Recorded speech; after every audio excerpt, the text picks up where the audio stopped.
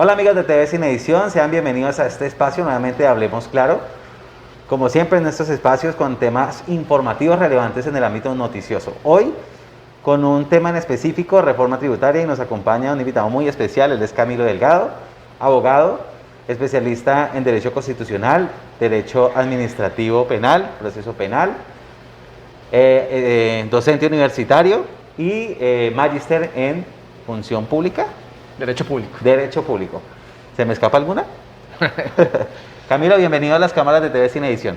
Andrés, muchas gracias a usted, a todos los que nos están sintonizando a través de redes sociales y muy agradecido de que por primera vez me den la oportunidad de participar con ustedes en Sin Edición y poder, por supuesto, seguir generando esos espacios de discusión y de formación de las personas que a veces ven los medios de comunicación y desconocen que muchas veces la labor social de formación de opinión depende también de este tipo de discusiones y de debates. Y de verdad muy agradecido por invitarme a participar en este tema que nos está definitivamente matando la cabeza más de un colombiano. Que ha dado mucho de qué hablar. Bueno, pues precisamente generando esos espacios de información es que TV Sin Edición ha abierto este espacio Hablemos Claro, donde hablamos de temas como el que vamos a tocar a continuación, para que nuestros seguidores allá desde casa, desde sus dispositivos, pues dejen sus comentarios, opinen y pues nos informen también un poco de estos temas. La opinión de ustedes también cuenta aquí en Hablemos Claro como siempre, así que dejen sus comentarios, vayan haciendo sus preguntas y ahí pues en nuestras redes estaremos respondiendo a cada una de ellas. Bueno, antes de entrar en materia frente a este tema de reforma tributaria, bueno, nos gustaría así pues que nuestros seguidores lo conozcan un poco. Sabemos de su paso por el Consejo de Ibagué, sabemos de esa importante participación en la candidatura a la alcaldía de Ibagué. ¿Qué ha pasado con Camilo todo este tiempo? Bueno, Andrés, yo le quiero compartir algo que me parece que es muy significativo, sobre todo desde lo que yo siempre he tenido claro, y es que existen personas que viven de la política y otras personas que vivimos para la política. Yo definitivamente me incluyo en ese segundo bloque de personas, porque tengo claro que aunque es una pasión, aunque en mi ADN está la posibilidad de seguir trabajando desde el sector político y público para servir a la comunidad, pues me he dedicado a lo que he venido ejerciendo desde hace más de 20 años, que es mi profesión como abogado, asesor y litigante. He continuado con mis actividades académicas que tuve que suspender en una parte de la campaña y fue uno de los principales elementos que particularmente me golpeó anímicamente, porque para uno como docente no hay nada que lo nutra más que estar en constante interacción con los estudiantes, discutiendo con ellos. Cada día uno aprende más de sus estudiantes que ellos de sus profesores. Y he tenido la posibilidad también de avanzar de acuerdo con esa experiencia de cerca de 8 años en el Consejo Municipal de Ibagué y más de 15 años como asesor jurídico de entidades públicas del orden territorial, local y nacional, pues con nuestra oficina de abogados, que ha tratado también de ejercer y especializarse en temas que corresponden al derecho administrativo, al derecho penal, al derecho constitucional y al derecho disciplinario, que son quizás los temas fuertes que se manejan en este despacho, y que también nos ha permitido pues en la Universidad del Tolima, donde ejercemos nuestro ejercicio docente, la Universidad Cooperativa, pues complementar con nuestros estudiantes ese enfoque práctico, sin dejar de lado pues esa visión de estar pendiente de lo que sucede en la política de la región. Por eso, modestia aparte, Andrés, ve uno cómo los candidatos en estos procesos, después de que pierden, se desaparecen del mapa, cambian de celular, no vuelven a contestar, cierran sus redes sociales. Nosotros nos quedamos aquí en Ibagué porque amamos esta tierra, amamos esta región. Nos hemos quedado también siempre expectantes y beligerantes en los temas que corresponden a Ibagué y el Tolima, y hemos estado siempre tratando de opinar para que las personas que a veces nos leen en prensa, nos escuchan en radio, nos ven a través de redes sociales, pues vean también que hay una forma diferente de hacer política todos los días y no simplemente en campañas electorales. Bueno, se acaba de tocar un tema muy importante, y es que, bueno, de una u otra forma, todo este tema político nace y se tiene que dar sí o sí en la comunidad, porque de allí es que vienen las problemáticas, vienen las necesidades, se toman de una u otra forma las iniciativas para crear esos proyectos que benefician a la comunidad, algunos no tanto, bueno, pero finalmente estar inmerso en la sociedad y aportar desde esos espacios de la educación, para mí de ahí radica todo. Totalmente. Entonces, pues bueno, como lo veníamos diciendo, un tema que ha dado mucho de qué hablar, que es la reforma tributaria. Sabemos que pues se está cosechando pues todo este tema, Y planteándolo un poquito desde la historia, desde el año 2000, llevamos ya casi 12 reformas, ¿no? Y realmente, pues, poniéndolo como un poquito en contexto, ¿sí? Somos una persona del común, ¿sí? Que tenemos más gastos que ingresos. Sí. Y esto pues a veces nos implica que nos reinventemos y generemos algún tipo de estrategia para poder suplir esas necesidades, suplir con las deudas y de otra forma pues seguir con ese diario vivir. Pues así mismo le pasa también a los estados, ¿no? Que tienen una forma de recaudos, ¿sí? Sí. Que tienen unas deudas también y tienen unos proyectos por financiar, pero cuando no hay recursos se tienen que tomar de una u otra forma ciertas medidas. Así es. Colombia, como cualquier otro país del mundo, pues tiene una constitución tributaria, ¿sí? Un tema, digámoslo, no sé, me corriges ahí, como una base donde se establecen las reglas para cobrar, digamos, los impuestos a las personas y a las empresas. Bueno, Camilo, teniendo en cuenta que en la Constitución se establece la obligación de los colombianos pagar los impuestos y que han habido infinidad de reformas que cambian cambian, digamos, las normas de pagar esos impuestos. ¿Qué opina de esta última reforma que está planteando el gobierno nacional? Bueno, Andrés, es muy importante lo que usted pregunta, sobre todo desde el planteamiento de que no todas las personas que a veces discutimos de estos temas tenemos claro cuál es el trasfondo y cuál es la naturaleza de estos asuntos. Constitucionalmente, usted lo ha dicho muy bien, todos los colombianos tenemos el deber de soportar el mantenimiento del Estado. Pero es lo mismo cuando usted soporta un Estado que las cargas que tiene que asumir son livianas, son razonables. Cuando usted va con este libro grande, usted soporta un Estado que es bastante robusto y que usted finalmente termina tributando para pagar los gastos de funcionamiento de un Estado. ¿Por qué lo manifestamos con este ejemplo? Mire, Colombia ha tenido una infinidad de reformas tributarias desde la Constitución del 91, más de 12 reformas. Y Colombia es de esos pocos países en Latinoamérica y en el mundo que ha pasado de pagar, a manera de ejemplo, un IVA del 8% a un IVA del 19% en menos de 20 años. ¿Y esto qué implica? Que definitivamente la reforma que se han hecho al cobro de esos impuestos, de esos tributos, de esas tasas, de esas contribuciones durante todo este tiempo, lo que ha generado es un mayor empobrecimiento en torno a los contribuyentes, a quienes se le impone esta carga, pero también no ha solucionado los problemas de fondo o estructurales que tiene actualmente el país para poder superar ese déficit fiscal que tiene actualmente. Uno encuentra que este es un Estado que gasta más de lo que tiene en su sostenimiento y encuentra entonces que en el caso particular de este Frankenstein, o como lo diría el profesor Juan Camilo Restrepo, quien fuera ministro de Hacienda en 2 oportunidades, esa ancheta de regalos que trae la recién radicada reforma tributaria no soluciona de fondo lo que realmente necesita el país. Hoy tenemos un déficit fiscal de más de 97 billones de pesos. Pero de esos 97 billones de pesos, Andrés, 50 billones se los come la corrupción. Para la corrupción si no hay reforma tributaria, para la corrupción si no hay medidas que realmente permitan zanjar ese hueco que se está creando y que se está comiendo los recursos de los colombianos. Pero por el contrario, esa reforma busca no solamente gravar los servicios públicos, incrementar las bases gravables de muchos de los productos de primera necesidad, bajo el supuesto de que ya no van a gravar la canasta familiar, incrementar una sobretasa a la gasolina y a la CPM, y eso va a incrementar, por supuesto, los costos de transporte, eso va a incrementar el costo de los alimentos. Terminamos jugando un juego en cero. ¿Y un juego en cero por qué? Porque están grabando en esta oportunidad no la renta de capital, no a los grandes poseedores de tierras y de capital, sino a la renta del trabajo. La clase media, en este caso particular, los que lleguen a tener ingresos hasta 2.400.000 para arriba, van a resultar a partir del año siguiente tributando y pagando impuestos sobre la renta. Vamos a darnos cuenta entonces que la famosa reforma para sostener los programas sociales de los que tanto el gobierno nacional ha venido hablando, pues va a terminar generando un crecimiento en la población vulnerable que va a ver cómo decrecen sus ingresos por cuenta de esos gravámenes que se han venido imponiendo y que se han venido generando principalmente a las rentas de trabajo, a lo que usted y yo trabajemos, y no a las rentas de capital, es decir, a los que poseen grandes inversiones en bienes. Bueno, ahí viene una pregunta que la mayoría de los colombianos se está haciendo en torno a esta reforma. Ya teniendo claro que por lo general esas reformas se crean para conseguir más recursos, Sí. para de una u otra forma adelantar programas sociales Sí. o terminar obras de pronto que están inconclusas, ¿cierto? Pero realmente los colombianos, bueno, realmente no se les ha dado a conocer realmente de fondo qué se ha hecho con las pasadas reformas tributarias, o sea, ¿dónde queda la plata que se recoge? Así ¿Realmente se contribuye para los fines? Ese es el gran interrogante de todos los colombianos y el gran temor de que una reforma realmente perdida, porque entonces ¿para dónde se van esos dineros? Y a eso sumémosle otra cosa muy importante y les voy a recordar la memoria a muchos de ustedes.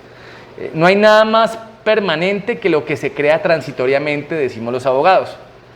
Hace más de 15 años se creó el famoso impuesto del 4 por mil a las transacciones bancarias, que iba a ser un impuesto temporal, que aún se está cobrando. Se quedó. Y que ese se está cobrando y no se está invirtiendo ni en obras sociales, ni en comedores comunitarios, ni en obras de infraestructura, sino que se le está quedando el mismo sistema financiero, que es el único que se ha visto beneficiado con estas sendas reformas que se han hecho al sistema de impuestos y contribuciones de nuestro país. Hace muchos años se viene hablando de la necesidad de consolidar el famoso impuesto a patrimonio, que creó en su momento el presidente Uribe, pero que en esta oportunidad cambia y empieza a gravar ya no a los grandes terratenientes, sino a aquellos que tengan patrimonio superior a los 50 millones de pesos. Aquí estamos dándonos cuenta que realmente todas esas reformas que se supone iban a sostener el gasto público del país, pues no han sido realmente certeras, sino que por el contrario han permitido que siga creciendo un Estado robusto desde el punto de vista burocrático, con puestos, ministros, superministros, superasesores, vicepresidentes, vicepresidente del vicepresidente, subpresidente, etcétera, etcétera, pero que la inversión que se requiere para las regiones, y a propósito de que muchos de esos impuestos entran a fortalecer eso que en Colombia se llama el Sistema General de Participaciones, ese rubro que se distribuye en los departamentos y los municipios, pues en nada han contribuido a que realmente se pueda superar esa brecha social que existe tan grande en nuestro país.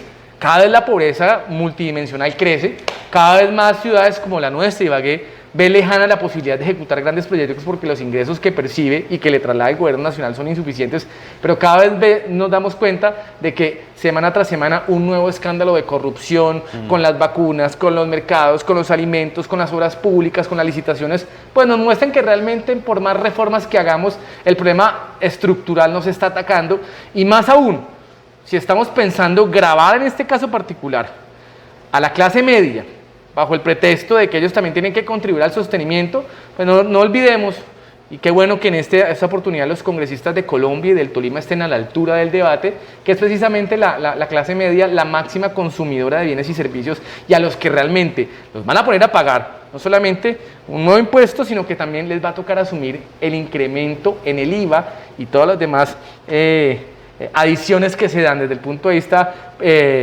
tributario a unos productos que hacen parte del día a día y que realmente van a hacer que la capacidad de endeudamiento y la capacidad de pago de los colombianos pues se reduzca y difícilmente se pueda superar ese déficit fiscal.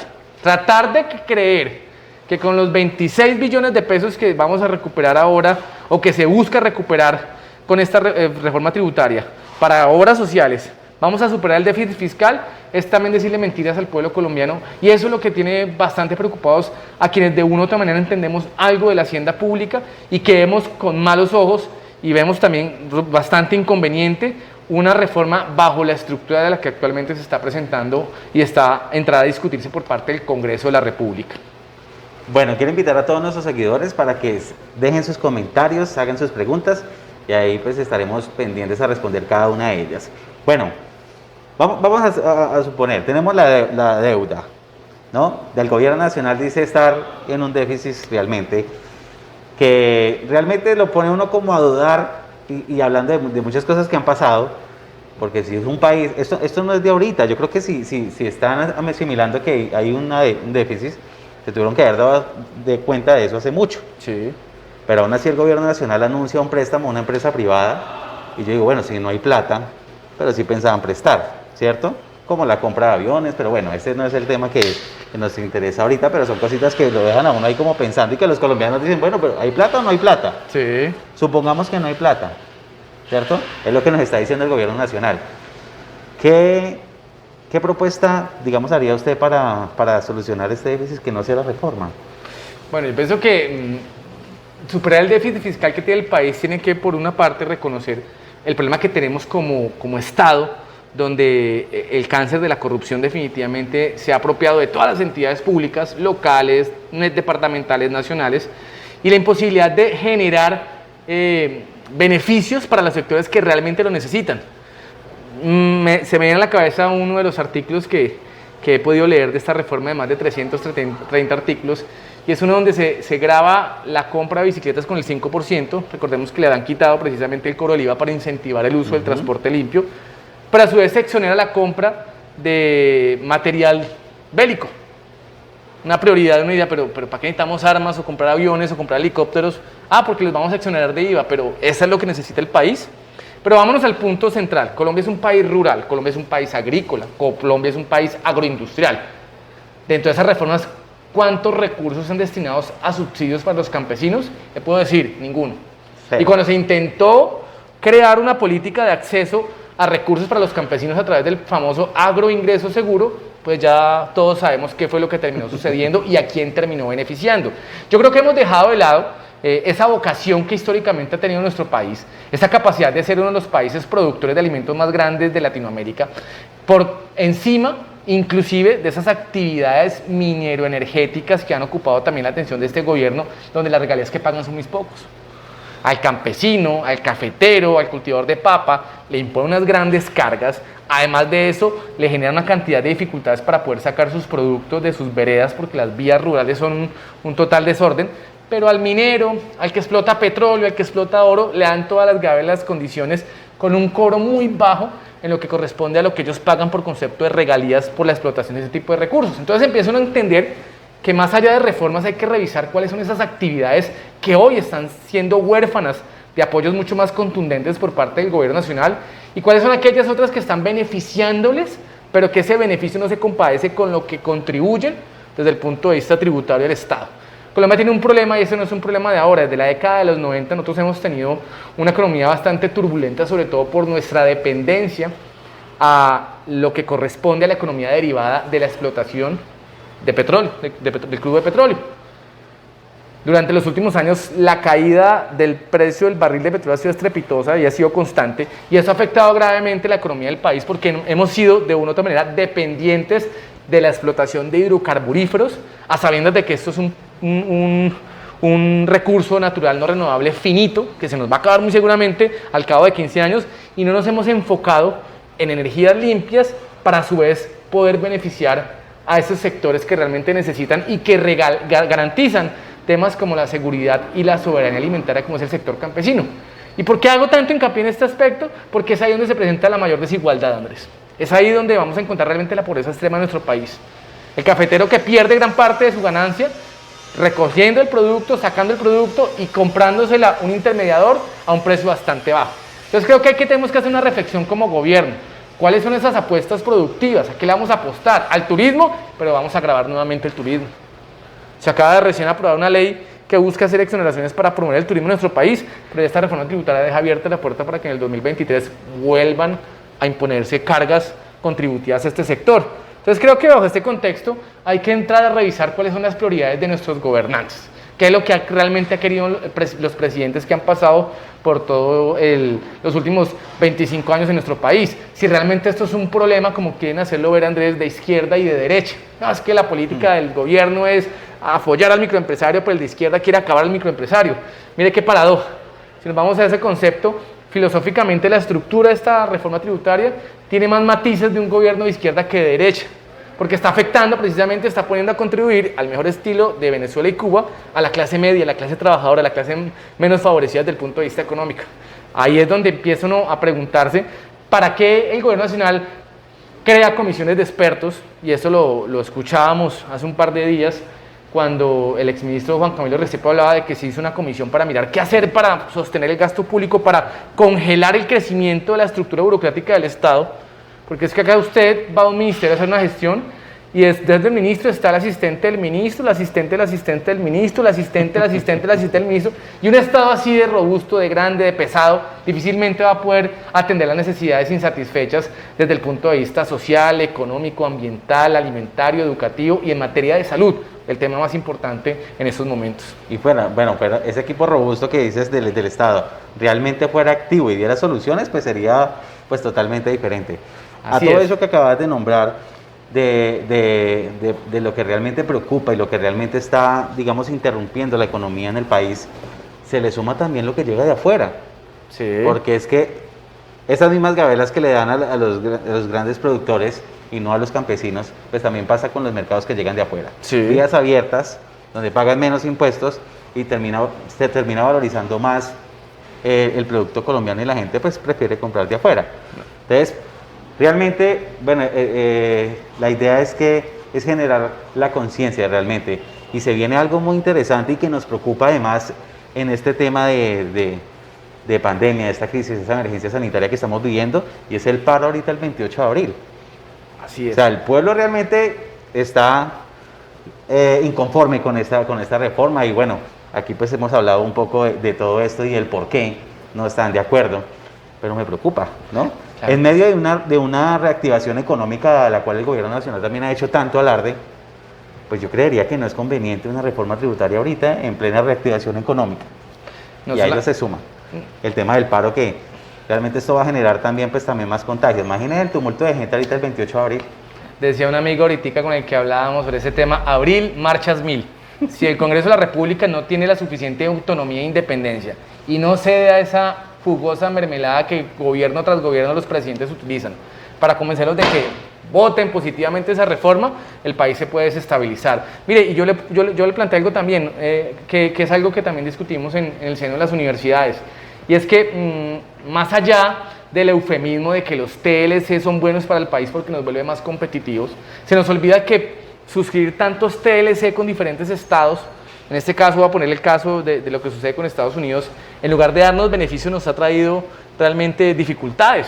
No solamente porque no tenemos la capacidad de producir con los estándares de calidad que a nivel internacional se exigen para que usted pueda exportar un bulto de papa, sino porque es que ellos allá sí tienen una serie de subsidios, una serie de apoyos estatales que les permiten disminuir los costos de producción y aumentar los ingresos producto de la comercialización. Cuando usted, hace poco creo que hubo un video de este congresista César Pachón, donde él ponía el ejemplo de las papas. Él es de Boyacá y promueven la venta de papa, pero ven cómo, mientras la papa en Boyacá resulta siendo más cara que la papa que estamos importando de Bélgica. ¿Por qué? Porque precisamente esa apertura no tuvo en cuenta, o sí la tuvo en cuenta y adrede algunos intereses económicos están detrás de ello, que allá sí subsidian al campesino, allá sí les dan apoyos para la producción y acá no. Allá tienen buenas vías, allá tienen buenos sistemas de recolección, de procesamiento, de embalaje, de comercialización, acá no. Y eso también ha contribuido de una u otra manera a que la gente sienta esa rabia, que por supuesto respetable para quienes están promoviendo este tipo de manifestaciones, pero que nada van a solucionar el punto o el tema central neurálgico. Aquí yo creo que tenemos que exigirle desde los diferentes escenarios de manifestación social que hoy existen, como son las redes sociales. Miren el poder que tiene hoy Twitter, Facebook, TikTok, Instagram, hasta el punto que el presidente Trump tuvo que entrar a intervenir para que no afectaran su campaña y en buena hora que perdió esta presidencia, pero nos muestran el poder que tiene hoy otro tipo de revolución, la revolución digital. Esto que ustedes están haciendo ahora en TV Sin Edición, de poder a través de redes sociales abrir una discusión sin tener que estar conglomerados en una plaza pública, particularmente porque la pandemia nos obligó a tener máxima precaución, es lo que nos puede llevar a que en un acto de moralidad, eso que tanto le ha faltado al Congreso de la República, pues los congresistas sean responsables y no se pongan a aprobar simplemente una reforma por quedar bien con el gobierno y por comerse las migajas del Estado y unos par de puestos y un par de contratos, sino que pensemos un poco más allá en la necesidad de una reforma estructural del Estado colombiano, una reducción del gasto público, empezando por una reducción del Congreso de la República, una reducción en cuanto a la conformación del nivel central. Ahí hay mucho que recortar. Mucho, pero entonces no lo hacen. Ellos se protegen entre sí y exponen a los colombianos de los estratos 1, 2 y 3 a asumir las cargas tributarias más altas, con reformas como las que hoy inician trámite en el Congreso de la República. Bueno, realmente la invitación que queremos, que aprovechamos para hacerle a todos nuestros seguidores y a la ciudadanía en general, es que realmente, bueno, despertemos, generar espacios de participación como el que generamos aquí en TV Cinevisión, donde además tratamos de informarlos a ustedes, es invitarlos a que participemos, y no hay que comer callados, como se dice popularmente, no hay que comer callados, porque realmente si a eso nos vamos, el problema raíz también de todo esto somos nosotros mismos. Así es. Que no sabemos elegir, que elegimos de pronto con otro tipo de intereses. Entonces es hora de que realmente tomemos conciencia y nos interesemos por estos temas, porque hay muchas personas, yo diría que más del 60% de la población se desinteresa de estos temas. Así es. Y que ni siquiera saben qué es una reforma tributaria. Entonces hay que despertar, esa es la invitación que queremos hacer. Andrés, ¿usted es de Ibagué, del Tolima? De Ibagué, orgullosamente ibaguereño. Bueno, yo le voy a contar una historia. El Tolima, no hablemos solamente de Ibagué, de la capital, sino del Tolima en general, ha sido tierra de grandes líderes económicos, políticos, sociales. Y hubo uno muy particular que yo siempre trato de recogiendo esas palabras que usted acaba de decir, compartirles a muchas personas con las que estamos en estos escenarios de discusión. Y es el maestro Alfonso Palacio Rudas, que en paz descanse. Originario del municipio de Honda. Y él tenía un don, y es que siempre su palabra estaba orientada por una premisa: a no tragar entero, a que los colombianos no tragaran entero, porque a veces nos quedamos simplemente con un titular de prensa y no vemos el fondo. No, es que esta reforma va a mejorar porque va a mantener el ingreso solidario. Uy, qué chévere, pero véngale a qué costo. Y otra cosa, ¿cuánto nos cuesta? Y otra cosa, ya todos nos hemos dado cuenta cuando inició todo ese tema del ingreso solidario, lo confuso y lo dudoso de esas bases de datos, porque mucha gente que no estaba en condición de vulnerabilidad o marginalidad resultó recibiendo este auxilio, quitándole la oportunidad a personas que realmente lo necesitaban. ¿Por qué? Porque lamentablemente el manejo politiquero, no político, termina incidiendo muchas veces en la manipulación de esas bases de datos. Entonces, yo creo que aquí hay que invitar a todos los que nos están viendo, que nos están escuchando, que nos están escribiendo a través de la red social de TV Cinevisión, a no tragar entero, a que ojalá en un acto de responsabilidad ciudadana nos pongamos a la tarea este fin de semana, de leer la reforma tributaria. Bueno, Camilo, cambiando un poquito de tema, ¿qué viene para Camilo Delgado en materia de política? ¿Alguna aspiración? Pues Andrés, hay un dicho que dice que el que en política no aspira, expira. Y pues afortunadamente tenemos todavía una vida por delante por explorar en este tema de la política. Nos encanta, nos apasiona, nos gusta sobre todo porque el escenario político, cuando lo hemos podido ejercer, nos ha permitido servir a muchas personas, ayudar, poner en evidencia los problemas sociales, evitar de una u otra manera que se sigan cometiendo arbitrariedades. En este momento estamos como en un proceso de análisis, de estudio juicioso de qué es lo que más podríamos hacer nosotros para aportarle a Ibagué del Tolima. Estamos en un propósito de recorrer todo el departamento del Tolima, estamos tratando de conocer mucho más aspectos que el territorio desconocíamos, y con ese contexto hemos tratado también de buscar con nuestros amigos, consultarles qué opinan o qué piensan de cuáles pueden ser las próximas aspiraciones. Yo creo que después del debate electoral, que aunque no nos permitió ganar la alcaldía,